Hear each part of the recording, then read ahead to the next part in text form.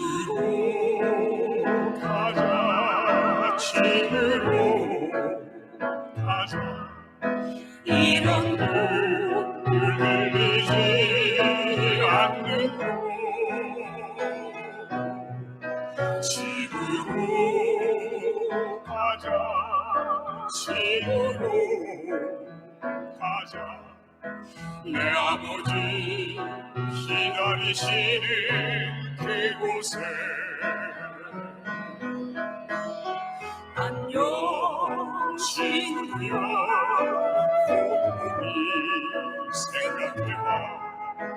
그대를 지금 마음 편한지. 안녕 친구야, 곰곰이 생각해봐. 세상에 마음 돌고 있는지. 나간 자식 찾으러 신이 찾아오시네. 사랑의 주 하나님 나를 위해 오셨네. 십자가에 죽으사 나를 도와가신 그 사랑의 주 하나님, 그 사랑을 아는가. 집으로 가자, 집으로 어둠 죄로 아파하지 않는 곳. 집으로 가자, 집으로 가자. 내 아버지 기다리시는 그곳에 안녕 친구야, 생각해 왔는가. 정말로 주님 사랑하는지.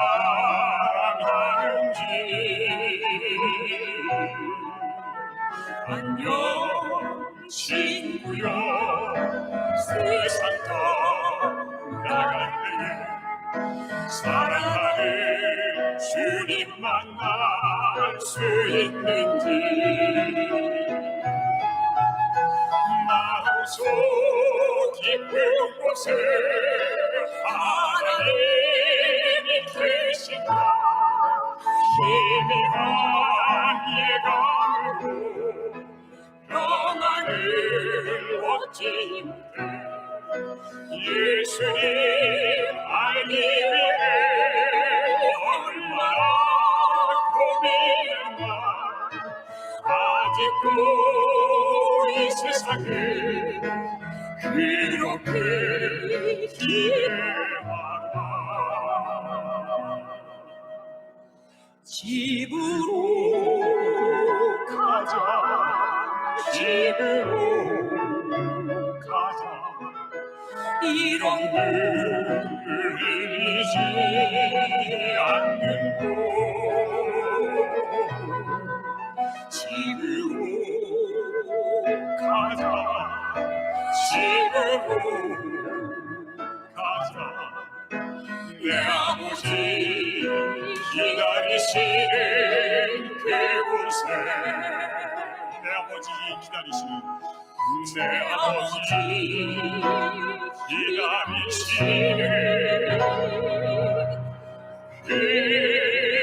그곳에.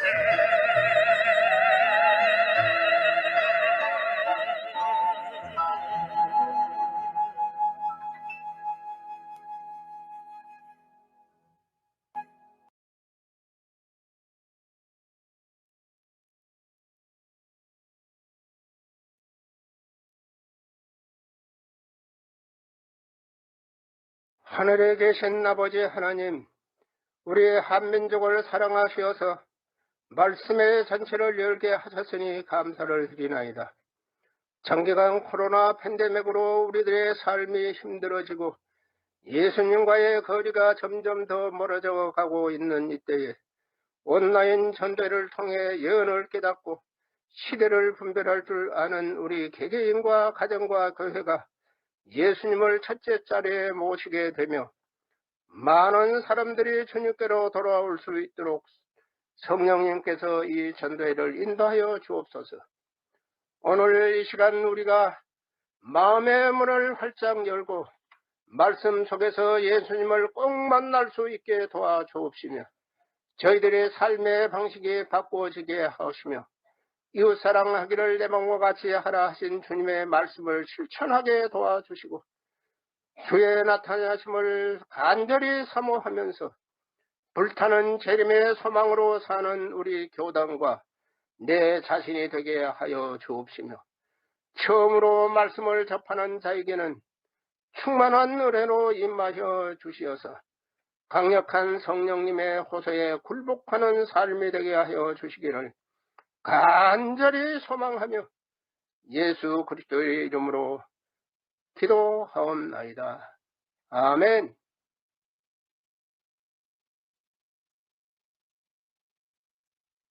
안녕하십니까. 코로나 때문에 전 세계가 아직도 기진맥진하고 있는 것 같습니다. 그런데 이 전 세계 코로나균을 다 합쳐도 채 1kg이 되지 않는다는 보고가 있습니다. 정말 인류는 이 미물과의 전쟁에서 깨끗하게 졌습니다. 이 대개는 전쟁은 한쪽에서 항복을 하면 전쟁이 끝나는 법인데 이 코로나는 두 손 두 발 다 든 우리에게 계속 총을 쏴대고 있습니다. 정말 악질입니다. 여러분, 왜 말세에 지진, 기근, 온역 이런 재난들이 꼬리를 물고 일어날까요? 그것은 하나님의 경고의 나팔입니다. 이것은 너희가 영원히 살 땅이 아니니 떠날 준비를 하라는 것입니다. 우리가 이 땅에 뿌리를 너무 깊이 내려 떠날 생각을 안 하니까 하나님께서 우리의 삶의 근거인 근저인 땅을 마구 흔드시는 것입니다. 그것이 지진이고 그것이 온역입니다. 정말 이때야말로 하나님께 돌아가야 할 때인데 회개는 뒤로 하고 화이자 백신만 찾고 있습니다. 여러분, 하나님이 우리를 외면하시면 소용이 없습니다. 인간의 어떤 약으로도 치유할 수 없는 슬픔이 이 세상에 이르러올 때가 가까이 오고 있다. 하나님의 성령은 떠나가고 있다. 바다와 육지에서 재난이 꼬리를 물고 계속해서 일어나고 있다. 여러분, 바로 이때 우리가 할 일은 무엇입니까? 살아있는 사람은 자기 죄로 벌을 받나니 어찌 원망하랴. 우리가 스스로 행위를 조사하고 여호와께로 돌아가자. 마음과 손을 아울러 하늘에 계신 하나님께 들자. 그래서 이번 한 주일의 말씀의 총 제목이 집으로 가자입니다. 여러분, 천국은 옵션이 아닙니다. 꼭 가야 합니다. 여러분, 그러기 위해서 우리는 무엇을 어떻게 준비해야 합니까? 제가 그 얘기를 하고 싶었습니다. 사실 한 주일 말씀의 3분의 1은 저를 위한 말씀입니다. 그리고 3분의 1은 성도님들을 위한 말씀이고 나머지 3분의 1은 처음 신앙하는 분들을 염두에 두고 말씀을 준비했습니다. 그리고 이 성의 총 타이틀이 전도회도 아니고 부흥회도 아니고 부흥전도회입니다. 오늘은 그 첫 시간 서론적이고 총론적인 말씀을 시작하겠습니다. 1983년 연세대학교 신학대학 채플 시간에 김흥겸이라는 학생이 대표 기도를 했는데 그 기도문이 본인에 의하여 약 10년 뒤에 살림이라고 하는 잡지에 실리게 되었습니다. 한 개인의 기도가 이런 공적인 잡지에 실린다는 것도 특이하고요. 그 기도의 제목과 내용이 너무나 충격적이어서 지금 읽어도 우리의 등골을 서늘하게 만듭니다. 그의 기도는 이렇게 시작됩니다. 하늘에 계신 하나님, 회개하십시오. 우리 보고 회개하라 하지 말고 당신부터 회개하십시오. 우리 보고 죄인이라고요? 정말 울며 불며 회개할 사람은 우리가 아니라 바로 당신 야훼 하나님이십니다. 주의 뜻 하시는데 도대체 당신의 뜻이 무엇입니까? 우리는 주님의 뜻이 무엇인지도 모르겠고 더 이상 당신의 그 뜻을 실현할 자신도 없습니다. 아니 힘들어 못하겠습니다. 우리 보고 하라 하지 말고 당신이 이 땅에서 당신이 하고 싶은 대로 해보세요.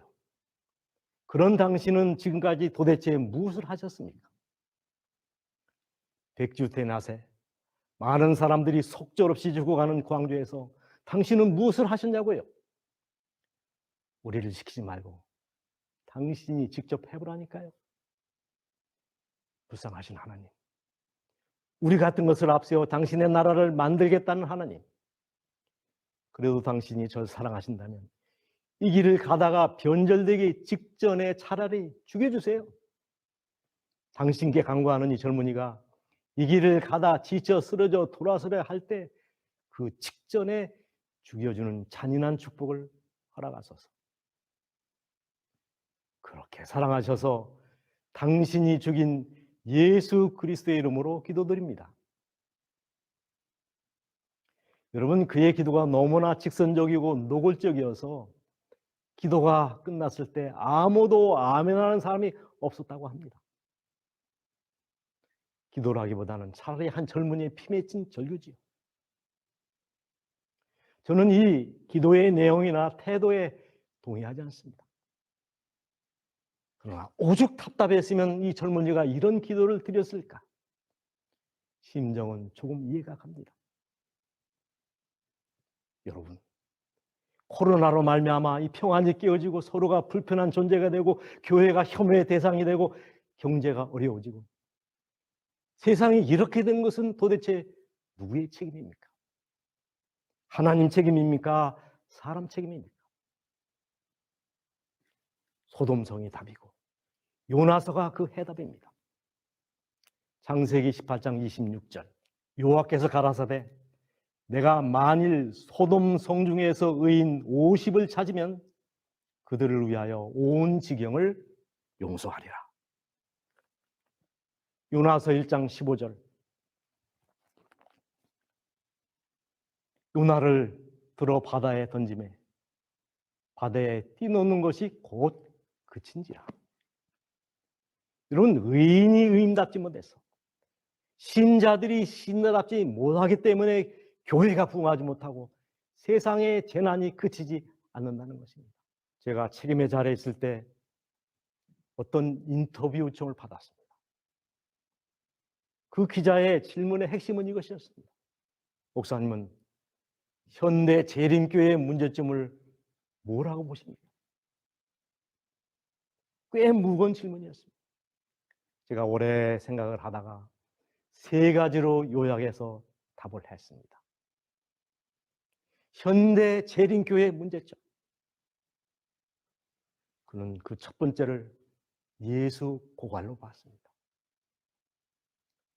여러분이 아시는 대로 세계에서 가장 큰 교회가 대한민국 수도서울에 있습니다. 뿐만 아니라 2위에서 10위까지의 교회도 우리나라에 있습니다. 대단한 축복이고 영광스러운 기록입니다. 원래 우리나라 이름 조선인데요. 발음을 그대로 영어로 써도 조선입니다. 여러분, 그 뜻은 놀랍게도 선택된, 선발된, 뽑힌이란 뜻을 가지고 있습니다. 여러분, 우연치고는 대단한 우연 아닙니까? 하나님의 축복을 위하여 특별히 선택받은 백성. 우리나라 기독교는 매우 자랑스러운 역사를 가지고 있습니다. 나라가 위기에 처했을 때 회피하거나 방관하지 않고 당당히 맞서 싸웠던 자랑스러운 교회입니다. 여러분, 3.1운동 당시 교회 분포를 보면 천도교가 200만, 불교가 300만, 기독교가 35만. 당시 기독교 인구는 전체 인구의 1.8%에 불과합니다. 불교 인구의 10분의 1밖에 되지 않는 수준입니다. 그러나 민족 대표 33명 중에 절반 이상이 기독교인으로 만세운동으로 체포된 수가 일본 정부의 공식 기록에 의하면 기독교인들이 2,039명입니다. 천도교가 1,063명, 유교가 55명, 불교가 41명입니다. 순교자들의 60% 이상이 기독교인들이었습니다. 당시 기독교인 하면 성각자요, 애국자요, 선지식인으로 모두가 다 올려다봤습니다. 그러나 지금은 어떻습니까? 존경은커녕 지탄과 혐오의 대상이 되고 있습니다. 교회에 다닌다는 말을 하기가 부끄럽습니다. 여러분, 한때 사랑받던 기독교가 세상으로부터 이런 배척을 받는 이유가 무엇입니까? 믿음을 고백하는 사람은 많아도 예수님처럼 사는 사람은 별로 없다는 것입니다. 예수 냄새나는 사람을 찾기가 어렵다는 거예요. 이 교단과 교파를 초월해서 지금도 여전히 사랑을 받고 존경을 받고 있는 분이 영락교회 한경직 목사님이십니다. 그가 그렇게 높이 존경을 받는 이유는 그분에게서 예수님 냄새가 나고 예수님처럼 사셨기 때문입니다. 어떤 성도가 목사님을 위하여 5리터 박하를 사드렸는데 일주일 후에 영락교회 앞에서 동냥하는 거지가 그곳을 입고 있다는 것입니다. 그래서 목사님이 존경을 받는 것이죠. 은퇴 후에는 남한상성 및 18평짜리 국민주택에서 건박하게 사셨습니다. 우리 목사님이 돌아가시기 전에 교계의 원로들이 남한선성에 계신 목사님을 문병한 적이 있는데 이 말씀을 나누는 중에 목사님, 모처럼 저희들이 이렇게 한 자리에 모였는데 귀감이 될 만한 말씀 한 말씀만 주시지요. 한동안 골똘히 생각에 잠기셨던 목사님이 딱 한마디 말씀을 하셨답니다. 목사님들, 예수 잘 믿으세요. 초신자에게 한 말이 아닙니다. 한국 교회를 쥐락펴락하는 교계의 중진 원로 목사님들을 향하여 예수 잘 믿으세요. 이 말은 현재 한국 교회가 지도자로부터 온 백성들이 예수님을 잘 못 믿고 있다는 이야기가 아니고 무엇이겠습니까? 그때 그 말씀이 책 제목이 되어 출간되어 나왔는데 바로 이 책입니다. 저도 이 시간 제 자신에게 그리고 여러분에게 물어야겠습니다. 정말 여러분은 예수님을 잘 믿고 계십니까? 내 안에 정말 예수님이 살아계십니까? 그리고 또 한 권의 책입니다. 서울대학교 한한상 교수님이 쓰신 예수 없는 예수교라는 책입니다. 바로 이 책입니다. 따끔한 책입니다. 이 책 역시 책 제목이 서론이고 본론이고 결론인 책입니다. 레너드 스윗 박사도 현대교회의 질병을 똑같이 지적하고 있습니다. 오늘날 교회는 심각한 질병을 앓고 있다. 바로 예수 결핍 장애다. 예수 교회에 예수가 없다는 거다. 저는 빨갱이 재림교인으로 태어났습니다. 저희 어머니는 33세에 장로교에서 개혁 개종하셔서 그 주일부터 저희 집에서 안식 예배를 드렸습니다. 그리고 얼마 후에 그 저희 집에서 돌 돌릴 만한 거리에 조그마한 교회를 세웠는데 어느 날 태풍이 불어서 나가봤더니 그 교회가 없어졌더랍니다. 얼마나 허술하게 지어진 교회면 그랬겠습니까? 그래서 당시 구호물자를 좀 팔아서 그보다 조금 더 나은 교회를 지었는데 제가 그 교회에서 자라고 그 교회에서 성장하여 목회자가 됐습니다. 그리고 신학과에 들어가기 전까지 단 한 번도 저는 타 교회 마당조차 밟아본 적이 없는 그런 사람입니다. 그러다가 신학교 3학년 때 비교 종교학 숙제를 하기 위하여 타 교회 몇 교회를 제가 방문하게 되었습니다. 영락교회도 가봤고 영동성당 충영교회를 차례로 가봤습니다. 그때 받았던 충격과 유감이 지금까지 메아리로 제 마음에 남아있습니다. 성체 같은 교회에서 장엄하고 세련된 예배가 드려지는 모습을 보면서 말할 수 없는 충격을 제가 받았어요. 우리가 미연 고춧가루를 먹어야 되느냐 말아야 되느냐, 현미가 어떻고 고춧가루가 어떻고 숟가루가 어떻고, 차가운 돌비를 들고 외치는 동안 그들은 구름대 같은 영혼들이 모이는 성체 같은 교회를 만들고 그런 예배를 드리고 있더라고요. 여러분, 저는 재림교인으로 태어나서 재림교인으로 살고 있고 이 교당과 함께 운명을 같이 할 사람입니다. 그러나 여러분, 솔직히 말해봅시다. 홍해를 가르신 하나님,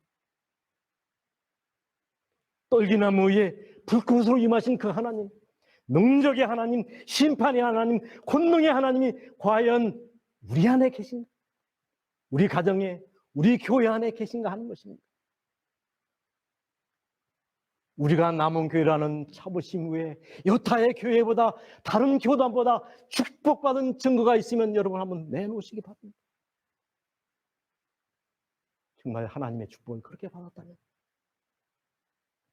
우리의 모습이 왜 이런 모습일까요? 여러분, 기독교의 최대의 적은 무종교가 아니라 희미한 종교성이란 말이 있습니다. 우리 하나님께서 가장 불편해하는 존재는 불신자가 아니라 짝퉁신자입니다. 입으로는 주여 주여 하지만 주님 없이 사는 사람들 때문에 우리 주님은 오늘 또 수치를 당하고 계십니다. 오늘날 세상의 교회에게 바라는 것은 희미한 교훈이나 값싼 위로와 동정이 아닙니다. 죽어가는 사람들이 우리를 향하여 살려달라고 하는 것입니다. 절망하는 사람들, 그들 손에 희망을 주고 허기진 영혼들을 먹이고 입히는 실제적인 자비를 원하는 것입니다. 듣기를 원하는 것이 아니라 포기를 원하고, 포기를 원하는 것이 아니라 받기를 원하고, 받기를 원하는 것이 아니라 살려달라는 것입니다. 그 능력이 과연 우리에게 있습니까? 여러분, 구호봉사 75페이지의 말씀을 마음에 새기시길 바랍니다. 오늘날 필요되는 자는 학자나 문명가가 아니요 그리스도와 똑같은 남녀들이다. 그리스도를 닮은 사람이 아니라는 것입니다. 그리스도와 비슷한 사람이 아니고 그리스도와 똑같은 남녀들이 이 세상에 필요된다는 것입니다. 여러분, 등대는 불이 켜져 있을 때는 등대지만 불이 나가면 꺼지면 암초에 불납니다. 문도 열려 있으면 문이지만 닫혀 있으면 벽입니다. 성도들이 경건하게 살면 향기지만 함부로 살면 악취에 불과합니다.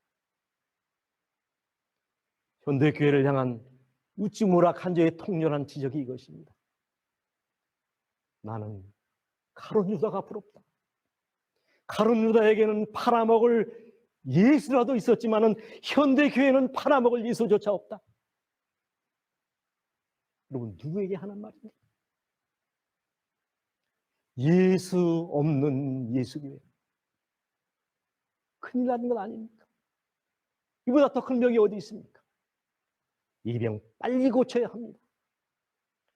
예수 고갈, 예수 부재 교회를 예수 충만한 교회로 바꿔야 할 책임이 우리에게 있는 것입니다. 그리고 두 번째, 우리 재림교회의 두 번째 큰 문제점, 성령 고갈이라고 하는 것입니다. 우리는 언필칭 구약시대를 성부시대, 신약시대를 성자시대, 그리고 예수님이 승천한 이후 우리가 살고 있는 시대를 성령시대라고 얘기합니다. 여러분, 초대교회가 어떻게 부흥했습니까? 단지 12명으로 시작한 교회입니다. 사도행전 1장 4절. 그러나 그 무리가 점점 늘어나서 120명으로 되는 얼마의 시간이 걸리지 않았습니다. 사도행전 2장 41절. 제자의 수가 3천, 4장 4절 5천, 5장 14절 남녀의 큰 무리, 6장 7절 제자의 수가 더 심히 많아지고, 11장 20절 수다한 사람이 믿고, 12장 24절 하나님의 말씀은 흥왕하여 더하더라. 수가 날마다 더하더라. 사도행전 19장 20절 주의 말씀이 흥왕하여 세력을 얻으니라. 그런데 현대교회는 그 부흥도 그쳤고 능력도 사라졌어요. 왜 이렇게 되었는가? 이유는 단 하나입니다. 복음사업이 이처럼 무력한 원인은 전혀 성령이 결핍된 까닭이다. 왜 성령이 그토록 중요합니까? 성령의 도움이 없이 하늘의 진리를 제시하는 노력은 헛될 것이다. 하나님의 사업은 회의 명령으로 되는 것이 아니라 성령의 권능으로 이루어져야 한다. 그렇습니다. 지금 이 시대에 우리에게 가장 필요한 것은 더 많은 건물도, 더 많은 시설도, 더 많은 재물도, 더 많은 아이디어나 정책이 아니라 성령 충만한 일꾼들입니다. 은과 금은 내게 없거니와 내게 있는 것으로 내게 주느니 곧 나사렛 예수의 이름으로 걸으라. 여러분, 초대교회는 은과 금은 없었지만 예수님의 능력을 소유하고 있었던 교회입니다. 그러나 현대교회는 은과 금도 없거니와 나사렛 예수의 이름으로 걷게 할 능력도 잃어버린 초라한 공동체가 되고 말았습니다. 여러분, 돈이 없는 교회가 가난한 교회가 아니라 성령이 없는 교회가 가난한 교회입니다. 성령이 없는 교인이 초라한 교인인 것입니다. 그리스도 교회는 성령을 위해 기도드림으로 존재하기 시작했다. 여러분, 그렇다면 마지막 부흥의 역사를 기대하는 우리의 출발점도 성령이어야 되지 않겠습니까? 성령을 구해야 됩니다. 어떻게? 주께서는 우리들이 성령의 선물을 달라고 그분을 귀찮게 하기를 원하신다. 그분의 보좌에 넣기를 원하신다. 여러분, 한 번도 드려본 적이 없는 간절한 마음으로 성령을 위해 기도합시다. 어린아이처럼 보채고 때를 쓰면서 성령을 달라고, 이 땅에 죄의 오순절이 경험되어 있을 수 있도록 보좌를 흔드는 기도를 드립시다. 성령의 고갈, 성령의 기갈이 현대교회의 두 번째 문제인 것입니다. 그리고 저는 그 기자의 질문에 세 번째로 재림 소망의 고갈로 답을 줬습니다. 왜 재림하는가? 세상에는 답이 없습니다. 20대는 꿈이 없고, 30대는 집이 없고, 40대는 내가 없고, 50대는 일이 없고, 60대는 낙이 없고, 70대, 80대 그 후에는 답이 없다는 거예요. 무엇이 답입니까? 재림이 답입니다. 우리는 아브라함을 믿음의 조상이라고 부릅니다. 그의 믿음을 규정하는 중요한 두 단어가 있습니다. 첫 번째, 우거라고 하는 말. 두 번째는 장막이라고 하는 말입니다. 히브리 11장 9절. 믿음으로 저가 외방에 있는 것 같이 약속하신 땅에 우거하여 동일한 약속을 욥으로 함께 받은 이삭과 야곱으로 더불어 장막에 거하였습니다. 여러분, 우거라고 하는 말은 임시로 거한다 그런 뜻입니다. 장막은 텐트, 천막을 가리킵니다. 여러분, 나그네에게 가장 절실한 것은 안정된 거처입니다. 아브라함은 평생을 나그네로 유랑민으로 떠돌이 생활을 했습니다. 이제 그는 약속의 땅에 돌아왔고 그에게는 풍부한 재물이 손에 있었습니다. 아브라함은 이미 동방에서는 부자로 간주되는 허다한 양떼와 가축들을 소유하고 있었습니다. 그의 주변에는 수많은 종들과 가신들이 있었다. 아브라함의 식구는 1000명 이상이 되었다고 했습니다. 그러나 아브라함은 끝까지 약속의 땅에서 우고하며 여전히 장막에 거하며 살았습니다. 왜 그렇습니까? 본향신앙입니다. 이는 하나님의 경영하시고 지으실 터가 있는 성을 바랐습니다. 여러분, 누가 진정 재림 성도입니까? 아브라함처럼 우고하며 텐트를 치고 사는 사람, 이 세상을 낙인의 길로 생각하고 우고하며 본향을 향하여 나그네로 살아가는 사람을 일컫는 말입니다. 천국이라는 오음수표를 손에 쥐고 그 소망으로 오늘을 기쁨으로 살아가는 사람을 일컫는 말입니다. 그러나 참으로 안타깝게도 이 재림이라고 하는 단어가 성경에 갇혀버린 추상명사가 되어버렸습니다. 여러분, 재림의 간격 없는 사람은 그 사람이 목사든 장로든 누구든지 그냥 신자일망정, 더 이상 재림 성도는 아닙니다. 재림의 감격으로 살고 있는 사람이 바로 재림 성도입니다. 재림에 올인하여 사는 사람을 일컬어 재림 성도라고 부르는 것입니다.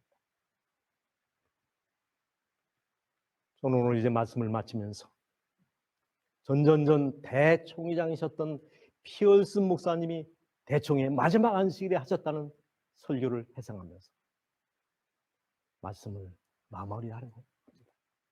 신의하는 재림성도 여러분, 나는 내가 대총회장으로 있는 동안 사랑하는 백성들과 함께 하늘에 같이 못한 것이 천추의 한입니다. 우리도 이스라엘 백성들처럼 우리의 뼈를 광야에 묻고 영광스러운 재림의 아침을 후손들에게 물려줘야 한단 말입니까? 그것은 슬픈 역사입니다. 우리는 이미 하늘에가 있어야 할 백성들이었습니다. 그러나 우리의 게으름과 대항과 주님의 재림은 여러 해 지체되고 있습니다. 여러분, 하늘은 이미 준비가 다 되어 있습니다. 우리가 문제입니다. 이제라도 어서 속히 맡겨진 사명을 완수하고 그리운 강가에서 속히 주님을 뵙도록 합시다. 속히 본향으로 갑시다. 속히 본향으로. 아멘. 오늘 제 말씀을 여기서 마치겠습니다. 아버지, 우리가 주님을 오래 믿었지만 예수 없이 살았던 지난날의 불신앙을 원통하게 뉘우칩니다. 성령의 시대에 살고 있지만 성령의 애소하시는 음성을 외면하고 살았던 지난날의 어리석음을 눈물로 회개합니다. 재림이 우리의 마지막 소망임에도 불구하고 대책 없이 살았던 지난날의 경거망동한 신앙을 솔직하게 가슴을 치면서 회개합니다. 이제는 예수 충만, 성령 충만, 재림 소망 충만한 성도로 살아가게 하여 주시옵소서. 예수님의 이름으로 기도하옵나이다. 아멘.